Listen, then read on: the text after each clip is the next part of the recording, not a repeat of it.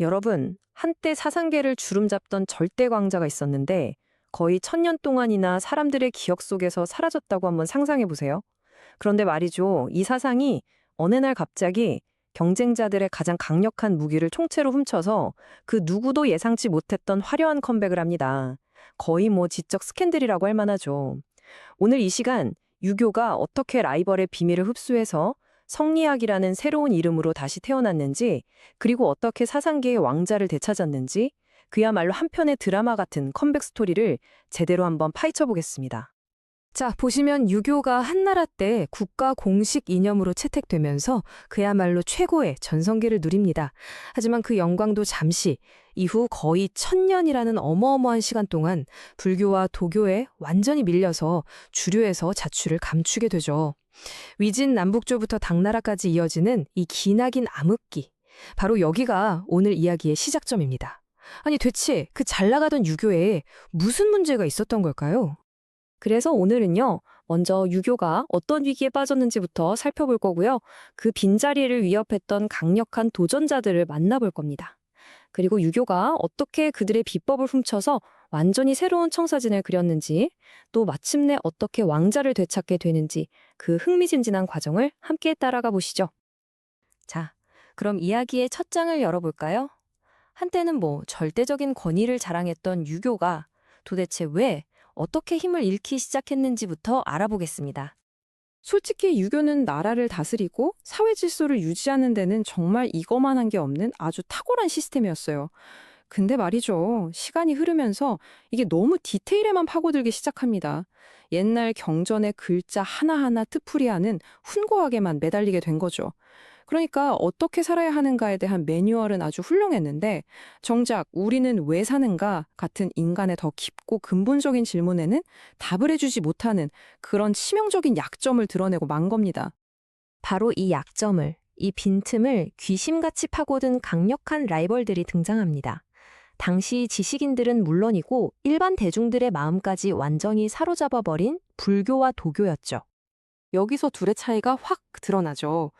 유교가 자, 사회생활은 이렇게 하는 거고 국가에 충성해야 해 라고 현실적인 이야기를 할 때 불교와 도교는 근데 우리는 왜 태어났고 이 고통은 어디서 오는 걸까? 죽으면 모든 게 끝일까? 같은 뭐랄까 훨씬 더 근원적인 질문을 던지고 답을 찾으려고 했어요.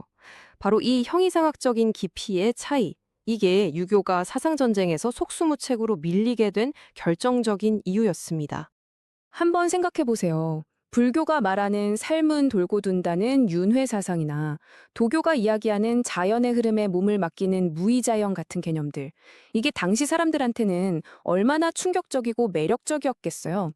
유교가 애써 외면하고 답해주지 못했던 삶과 죽음, 우주의 비밀 같은 거대한 질문에 대해서 명쾌하게 설명해 주니까 사람들이 열광할 수밖에 없었던 거죠. 자, 이제부터가 진짜 하이라이트입니다. 이대로 가다간 완전히 역사 속으로 사라지겠다 싶었던 절체절명의 위기 속에서 송나라 유학자들이 정말 파격적인, 아니 어쩌면 위험하기까지 한 선택을 합니다. 바로 적에게서 배우는 것이었죠. 유학자들은 중대한 기로에 섭니다. 그냥 시대의 흐름에 굴복하고 사라질 것인가?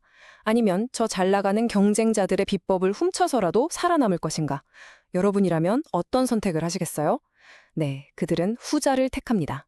이것이 바로 역사에 기록될 위대한 지적 절도, 그 서막이었습니다.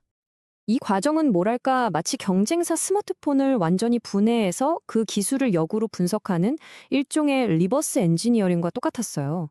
불교와 도교의 깊이 있는 철학을 인정하고 그들의 사상체계를 아주 철저하게 해부해서 그 장점들을 유교라는 틀 안에 어떻게 녹여낼 수 있을지 고민한 거죠. 여기서 핵심은 단순히 베끼는 게 아니었습니다. 그들의 장점을 쏙쏙 뽑아내서 유교라는 새로운 OS에 완벽하게 이식하는 작업, 즉 완전히 새로운 시스템을 창조하는 것이 목표였어요. 그리고 마침내 그 결과물이 탄생합니다. 유교 2.0이라고 할 수 있을까요? 기존 유교를 완전히 업그레이드한 새로운 버전, 바로 성리학이 세상에 등장한 겁니다.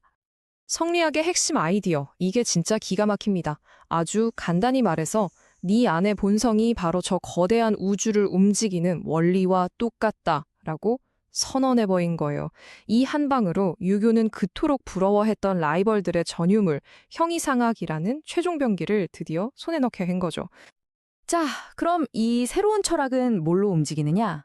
바로 이와 기라는 두 개의 핵심 엔진이 있습니다. 이라는 건 일종의 완벽한 설계도, 우주의 법칙 같은 거고요.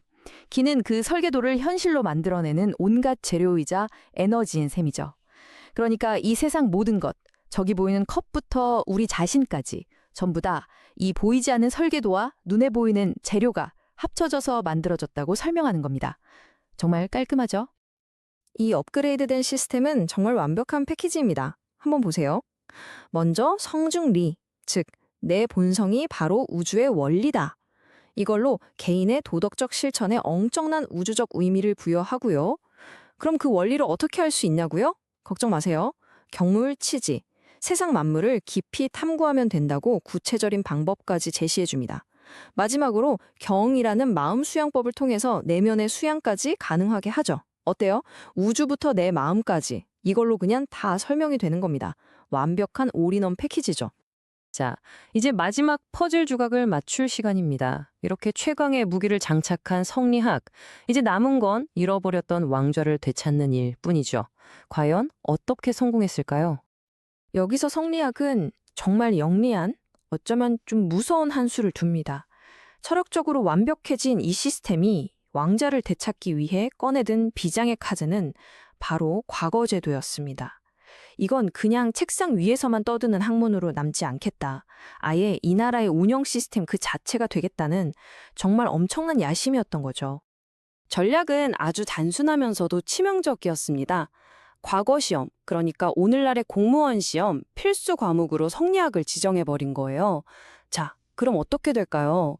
출세하고 싶은 모든 엘리트들은 무조건 성리학을 밤새워서 공부해야만 합니다. 그러다 보면 자연스럽게 나라를 이끄는 모든 사람들이 성리학이라는 똑같은 안경을 쓰고 세상을 보게 되는 거죠. 이게 바로 지적 헤게모니를 되찾아온 결정적인 한 방이었습니다. 그리고 이 엄청난 성공은 중국 대륙 안에만 머무르지 않았습니다. 이 강력한 사상은 바다를 건너 한반도로 와서 조선이라는 새로운 나라의 설계도가 되었고 일본으로까지 건너가서 말 그대로 수백 년 동안 동아시아 전체의 정신세계를 지배하게 됩니다. 정말 이보다 더 완벽한 컴백이 있을까요? 결국 오늘 우리가 본 성리학의 컴백 스토리는 그냥 오래된 철학 이야기가 아닙니다. 이건 하나의 아이디어가, 하나의 시스템이 어떻게 위기 속에서 생존하고 또 진화하는지에 대한 아주 극적인 사례라고 할 수 있죠. 소멸 직전의 위기 앞에서 과감하게 경쟁자의 가장 강력한 무기를 훔쳐서 완전히 자기 것으로 만들어버린다. 여러분은 이 드라마틱한 이야기에서 어떤 교훈을 얻으셨나요? 700년 동안 동아시아를 지배했던 거대한 지적 스캔들 들어보셨나요?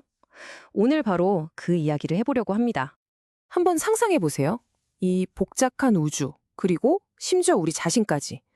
딱 두 가지 핵심 원리로만 움직인다면 어떨까요? 와, 정말 대담하지 않나요? 근데 또 엄청나게 매력적인 생각이에요. 자, 이 모든 이야기의 시작은 12세기로 거슬러 올라가는데요. 바로 주희라는 철학자로부터 시작됩니다. 이게 그냥 학자들끼리의 조용한 토론 수준이 아니었어요. 당시 지성계 전체를 말 그대로 뒤흔들어 놓은 엄청난 스캔들이었죠.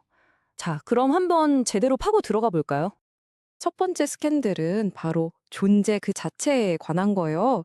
그러니까 주인은 이런 야심을 가졌던 거죠. 우주에서부터 인간의 본성까지 모든 걸 단 하나의 시스템으로 설명해 보이겠다 하고요. 이 거대한 지적 드라마에는 두 명의 주인공이 등장합니다. 바로 이와 기입니다. 자, 이 표를 보시면 딱 감이 오실 거예요. 왼쪽의 이는 뭐랄까 보이지 않는 완벽한 설계도 같은 거고요. 반면에 오른쪽 기는 그 설계도를 가지고 실제로 뭔가를 만드는 재료나 에너지라고 생각하시면 돼요. 그러니까 설계도는 완벽하고 변하지 않지만 재료는 상태가 좋을 수도 나쁠 수도 있는 거죠. 먼저 이부터 좀 더 자세히 볼까요? 이건 눈에는 안 보이지만 세상을 움직이는 어떤 근본적인 법칙 혹은 패턴이라고 할 수 있어요. 항상 선하고 완벽하며 심지어 시간과 공간을 초월하는 그런 절대적인 존재로 본 거죠. 그럼 기는 뭐냐? 우리가 보고 만질 수 있는 모든 걸 만드는 바로 그 물질이자 에너지예요. 근데 여기서 진짜 중요한 게 있어요. 이 기에는 퀄리티가 있다는 겁니다. 아주 맑고 순수한 기가 있는가 하면 탁하고 흐린 기도 있다는 거죠. 바로 이 기의 퀄리티 차이 때문에 현실 세계가 이렇게 다양하고 또 불완전한 모습들을 갖게 되는 거고요. 자, 그럼 이제부터가 진짜 하이라이트입니다. 가장 격렬한 논쟁이 벌어졌던 지점이죠.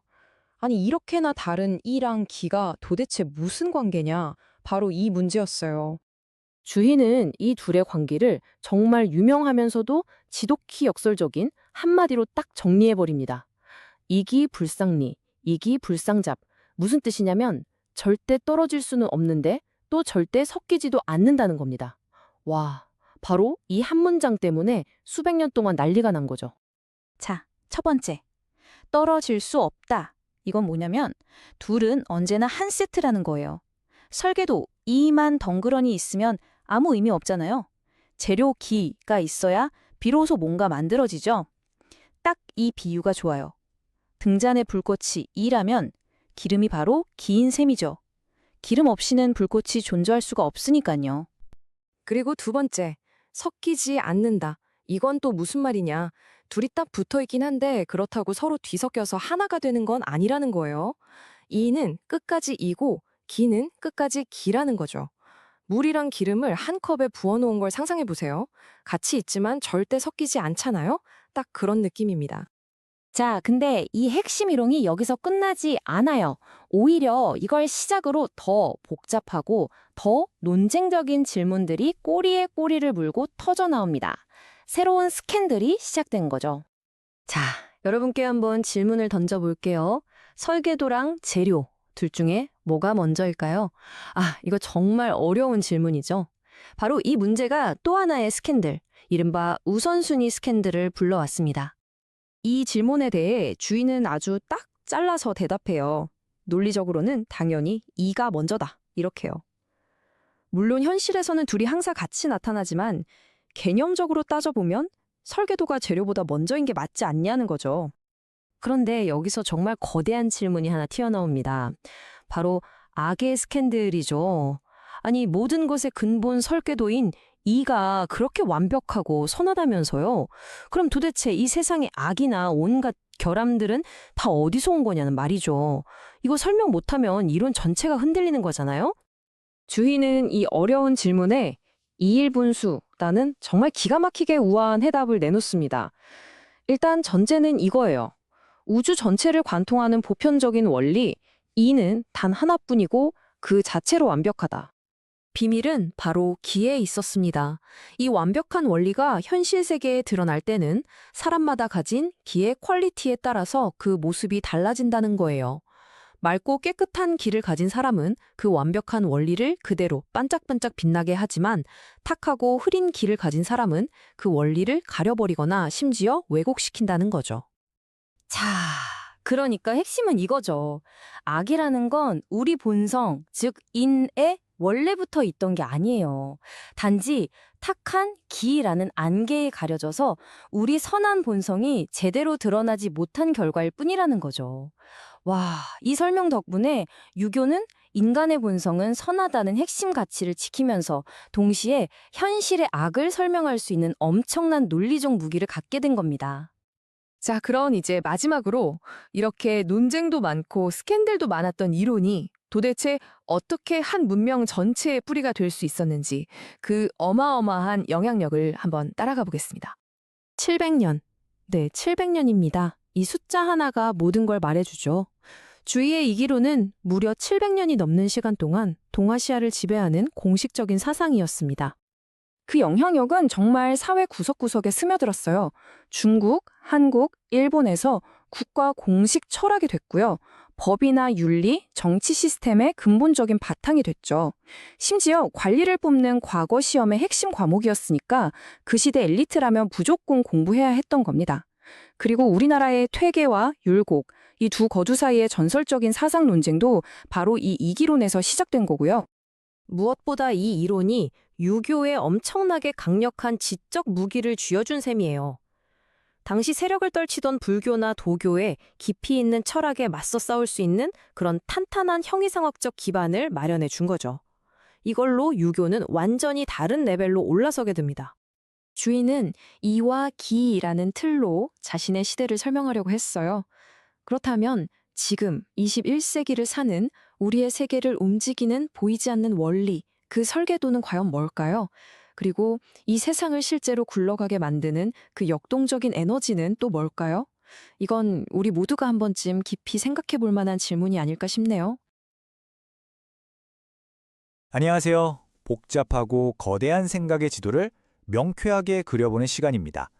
오늘은요, 수백 년이 흐른 지금도 우리를 끊임없이 고민하게 만드는 동아시아 지성사에서 가장 뜨거웠던 맞대결 속으로 한번 들어가 보려고 합니다. 자, 시작하기 전에 한번 스스로에게 물어볼까요? 무언가를 진정으로 안다는 것과 그것을 실제로 행한다는 것, 과연 이들은 같은 걸까요? 아니면 다른 걸까요? 아주 오래전부터 수많은 철학자들이 바로 이 문제로 머리를 싸맸습니다. 그리고 바로 이 질문이 동아시아 지성계를 뿌리부터 뒤흔든 거대한 스캔들의 시작점이었습니다. 이 스캔들의 주인공은 바로 주희와 왕양명, 당대 최고의 두 지성이었죠.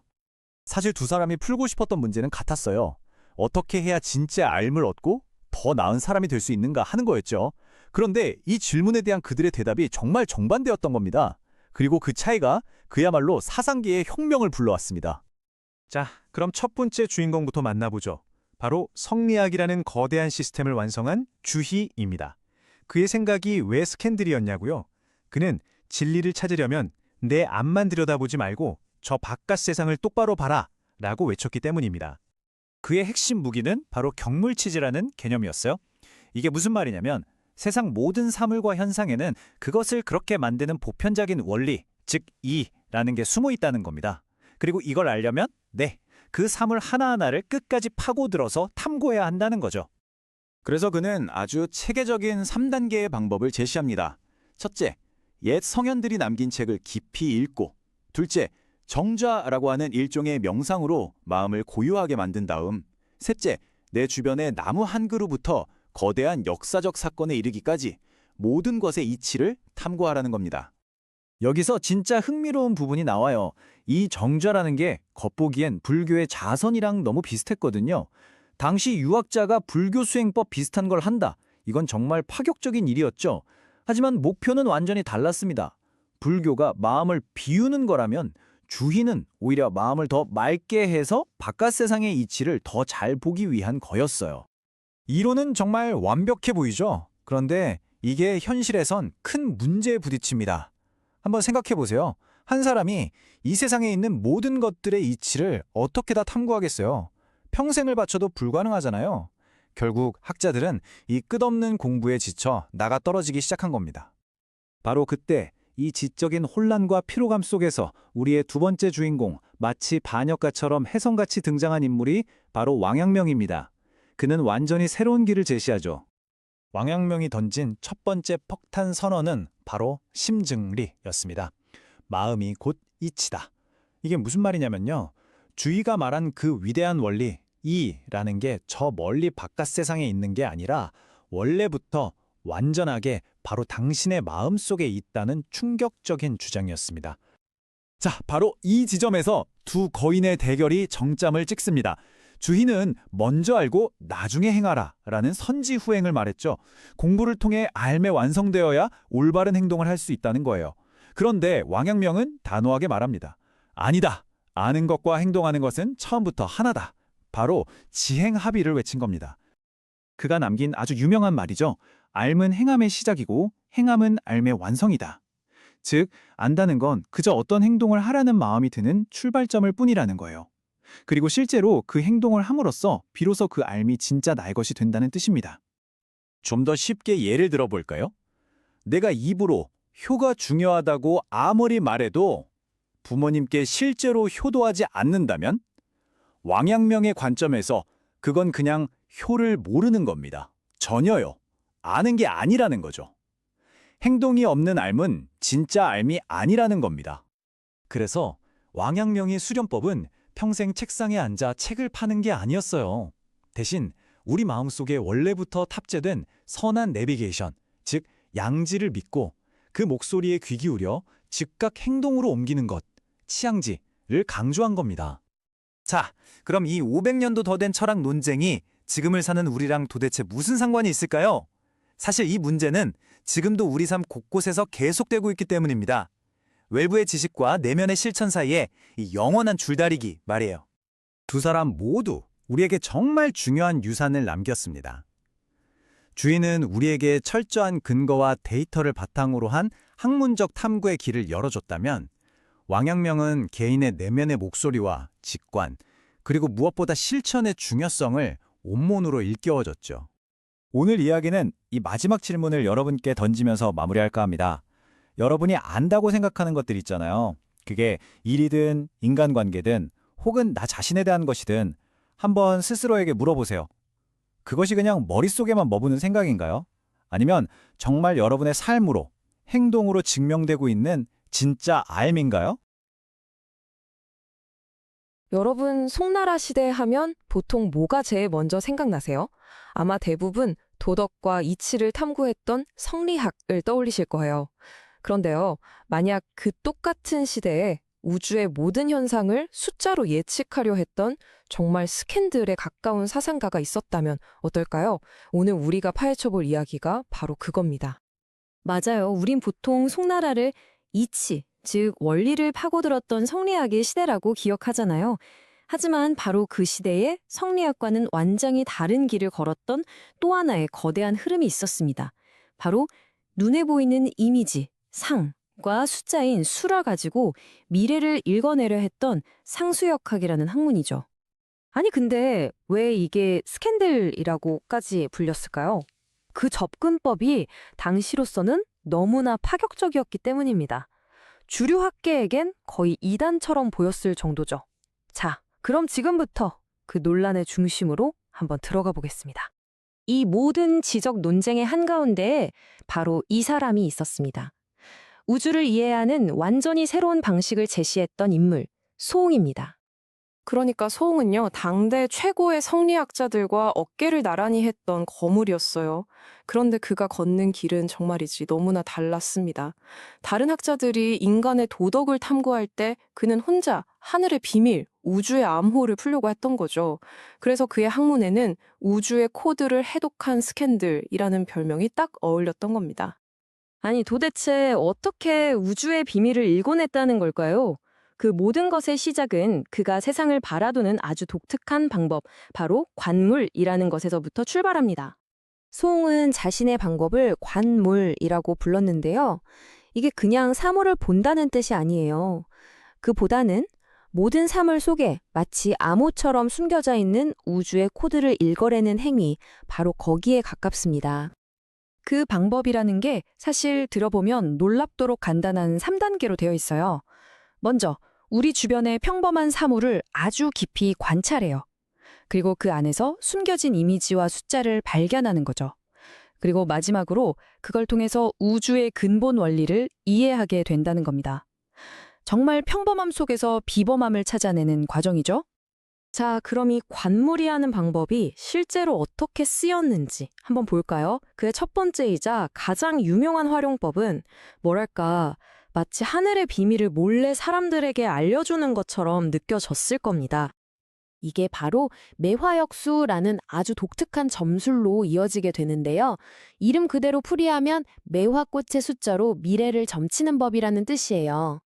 상상해보세요. 나뭇가지에 핀 매화꽃이 몇 송이인지, 새가 어떻게 우는지, 심지어 꽃잎이 떨어진 그 시간까지. 이렇게 정말 사소하고 무작위해 보이는 것들을 전부 숫자로 바꿔서 주역의 괴를 뽑아냈습니다. 그리고 그걸로 미래의 운을 예측했던 거죠.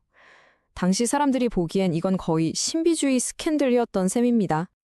그런데 소홍은 여기서 멈추지 않았어요. 이런 작은 사건들을 예측하는 것에서 한 발 더 나아가서 자신의 이론을 우주 전체의 역사로 확장시켜 버립니다. 그리고 이게 바로 그의 가장 큰 스캔들이 됐죠. 그는 이런 주장을 합니다. 빅뱅, 즉 우주의 시작부터 그 끝까지 이 세상 모든 것은 이미 짜여진 시간표에 따라 정확하게 움직이고 또 반복된다는 거예요. 세옹의 스케일은 정말이지 우주적이었습니다. 그는 12만 9,600년이라는 어마어마한 시간을 하나의 큰 주기, 즉 원이라고 봤어요. 그리고 이 주기 안에서 우주가 태어났다가 사라지기를 반복한다고 생각했죠. 인류의 모든 역사, 문명의 흥망성쇠가 이 거대한 우주시계 안에 이미 다 정해져 있다는 거였습니다. 자, 여기서 진짜 핵심은 이거예요. 이 이론은 결국 모든 것은 정해져 있다는 걸 의미하거든요. 한번 생각해 보세요. 여러분의 모든 노력과 선택이 사실은 거대한 각본에 쓰인 한 줄에 불과하다는 말을 듣는다면 기분이 어떨까요? 인간의 의지와 노력을 그 무엇보다 중요하게 생각했던 당시 유교 사회에서는 정말 엄청난 충격이자 숙명론적 운명 스캔들로 받아들여질 수밖에 없었죠. 자, 그럼 이 모든 걸 다시 한번 정리해 볼까요? 소홍의 학문이 당시의 주류 사상과 비교했을 때 어떤 의미를 갖는 걸까요? 아주 간단하게 말해서 이렇습니다. 성리학이 인간은 어떻게 살아야 하는가라는 도덕적 질문에 집중했다면 수홍은 우주는 대체 어떻게 작동하는가라는 근원적인 질문을 던진 셈이죠. 그러니까 그의 길은 그 누구도 가지 않았던 아주 독창적이고 외로운 길이었던 겁니다. 하지만요, 어쩌면 그 방법은 달랐지만 목표는 같았을지도 모릅니다. 두 학문 모두 우주라는 이름의 거대한 책을 어떻게든 이해해 보려고 했던 필사적인 노력이었다고도 볼 수 있으니까요. 결국 소홍의 이 스캔들적인 학문은 우리에게 아주 근본적인 질문 하나를 남깁니다. 거의 1000년 전 그를 사로잡았던 바로 그 질문, 우리의 운명은 과연 정해져 있는가? 그리고 이 질문은 오늘을 사는 우리에게도 여전히 큰 울림을 주고 있죠.